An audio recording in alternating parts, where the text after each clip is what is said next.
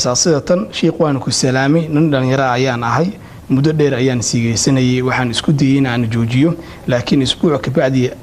ama ka yar ayaan falkiyigi siigeysiga ku noqday niyajab ayaa ugu dhacay maxaa yeelay biyaha iga imaanaya markaan siigeysto waa daciif waxaana aaminay in aan ilmo dhaleynin marka sheekh niyajab ayaa ay haysta maxaad igu la talinaysaa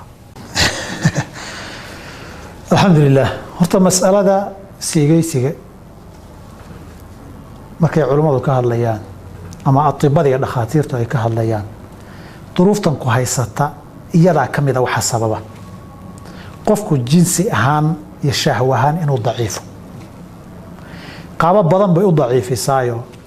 martanaad sheeganaysay keentaa mar waxay keentaa inuu waqti dheer qofku biyaha shahwada xajin kari waayo waqtigii la rabay iyo meeshii la rabay ku simi waayo ay qofba si degdeg kaga timaaday keentaa waxay keentaa xubinka raganimada taranku inuu daciifay keentaa waa asbaabta la leeyahay waxaan iska daayay saas darteed qofkan saddex qodob baan kula talin lahaa qodobka koobaad horta jooji wixii horena ka soo toobadkeen ilaahayna istighfaar iyo dambi dhaaf weydiiso waa tallaabada koobaad tallaabada labaad waxaad qaadataa cilaaj iyo dawooyinka cuntada la cuno ama dawooyinka fiitamiinaadka dadku ay qaataan qayb waxaa jira jirka gaar ahaan hormoonada shahwada la xiriira qayb xoojisaa jirta qaybahaana qaado qodobka saddexaadi shakiga iyo waswaas gorad waswaasta maadan gaadhin guurka marka la guursado rag iyo dumarka ilaahay soo abuurayna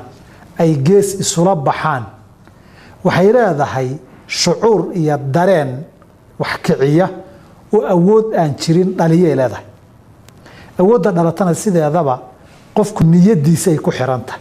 intaa waswaaska iska dayso xilligaad shakin lahayd maadan gaadhin sida ugu dhaqsaha badan tanna isaga daa guur xalaalana u raadso